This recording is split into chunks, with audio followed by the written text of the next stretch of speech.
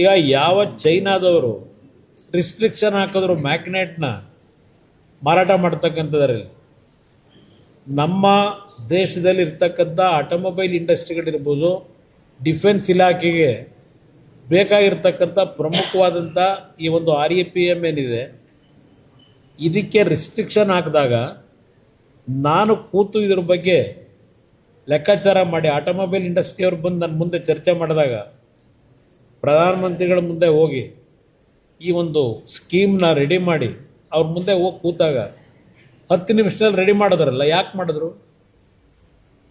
ನಾನು ಧ್ವನಿ ಅವ್ರ ಹತ್ರ ಹೋಗಿ ಮಾತಾಡಿದ್ದಾನೆ ಮಾಡಿದ್ದು. ಧ್ವನಿ ಇಲ್ಲದೆ ಏನಿಲ್ಲ. ಕನ್ನಡಿಗರು ನಮಗೇನು ಧ್ವನಿನ ಸಪ್ರೆಸ್ ಮಾಡಿಲ್ಲ. ಕನ್ನಡಿಗರು ನಮಗೆ ಧ್ವನಿ ಕೊಟ್ಟಿದ್ದಾರೆ.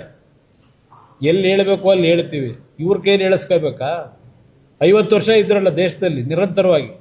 1983ರವರೆಗೆ ಕಾಂಗ್ರೆಸ್ ಡೆಲ್ಲಿಲಿ ಆಡಳಿತ, ಇಲ್ಲೂ ಆಡಳಿತ. ಅಲ್ಲೆಲ್ಲ 1 ವರ್ಷ ಗ್ಯಾಪ್ ಬಿಟ್ಟರೆ 72ರ ಎಮರ್ಜೆನ್ಸಿ ಟೈಮಲ್ಲಿ ಏನು ತಂದ್ರಪ್ಪ ನೀವು?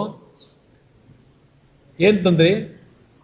ನೀವು ಕೊಟ್ಟಿದ್ದ ಕೊಡುಗೆ ಇವತ್ತು KRS, ಅಲ್ಲಿಂದ ಹೇಮಾವತಿ, ಹಾರಂಗಿ, ಕಬಿನಿ ಜಲಾಶಯ ಕನ್ನಡ ರಾಜ್ಯದ ಜನತೆಯ ದುಡ್ಡಿನಲ್ಲಿ ಕಟ್ಟಿದಂಥ ಜಲಾಶಯಗಳಿವು. ನೀರು ಕನ್ನಡ ನಾಡಿನಲ್ಲಿ ಹರಿತಾ ಇರ್ತಕ್ಕಂಥ ನೀರು ತುಂಬಿಸಿದ್ದು.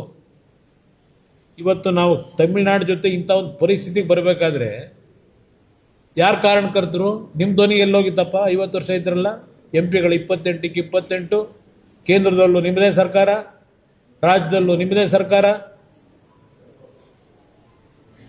ಎಷ್ಟು ಹಣ ತಂದ್ರಿ ಕೇಂದ್ರ ಸರ್ಕಾರದಿಂದ? ದೇವೇಗೌಡರು ಇದ್ದಿದ್ದು 10 ತಿಂಗಳು ಪ್ರಧಾನಮಂತ್ರಿ.